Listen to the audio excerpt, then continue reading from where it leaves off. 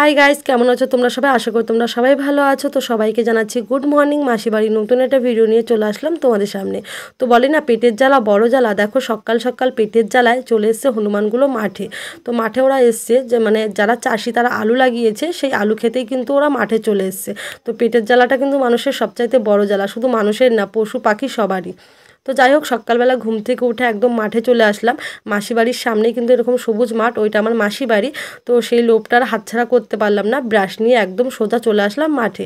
আমার মনে হয় প্রত্যেকটা মানুষের সকালবেলা বেশি না 10টা মিনিটও যদি একদম একা থাকা যায়, মনটা কিন্তু অনেক ফ্রেশ হয়ে যায়। তো সকালবেলা একদম ঝুটঝামেলা পছন্দ হয় না। তো দেখো কত সুন্দর সবুজ পরিবেশ, এরকম মনোরম পরিবেশে আসলে তো মনটা আরও বেশি ভালো হয়ে যায়। তো আমি কিন্তু একা আসিনি, আমার সাথে বাবু এসছে। ওই যে বাবু এখন দৌড়ে দৌড়ে বাড়ি যাচ্ছে, এই কারণে মানে হনুমানগুলোকে তাড়ানোর জন্য যারা চাষি মানে যাদের ক্ষেত তারা এসছে। তো ভয় পেয়ে বাবু কিন্তু দৌড়ে দৌড়ে বাড়ি চলে যাচ্ছে। তো বাড়িতে এসে অনেকক্ষণ মানে খাওয়া দাওয়া করে অনেকক্ষণ পর আবার তোমাদের সামনে আসলাম। তো দাদা মাছ কিনে পাঠিয়েছে, সেই মাছটাই কাটছে। তো বাবু এখানে দেখতে এসছে বলে ওর সাথে আমারও আসতে হয়েছে। তো এই যে উনি মাছ কেটে দিচ্ছে, তারপরে কিন্তু এটা কাটতে কাটতে দাদা আবার ফোন করে যে আরেকটা মাছ নিয়ে নাও, কারণ আর দিদি আসবে, মানে আমার দিদি আসবে, সেই কারণে। তো আর একটা কথা তোমাদের বলি, মাসি বাড়িতে আসলে মনেই হয় না যে মাসি বাড়িতে এসেছি। বাপের বাড়িতে গিয়ে যে যত্নটা পাই, আমার মাসি বাড়িতে কিন্তু সেই যত্নটা পাই।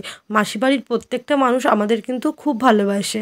আমি আমার দিদি আমরা কিন্তু মাসি বাড়িতে অনেকটা দিন করে থেকে যাই, জানো তো। আসল কথা কী বলো তো, মানুষ ভালোবাসা যেখানে পায় সেখানেই কিন্তু মানুষের বারবার যেতে ইচ্ছা করে, তাই না? তো সেরকমই আমরা মাসি বাড়িতে আসলে কিন্তু খুব আনন্দ করি। আর একটা যেটা খুব মজার বিষয়, মাসি বাড়ি আসতে পারি নিজের ইচ্ছায়, কিন্তু যেতে পারি না নিজের ইচ্ছায়। কেন জানো তো?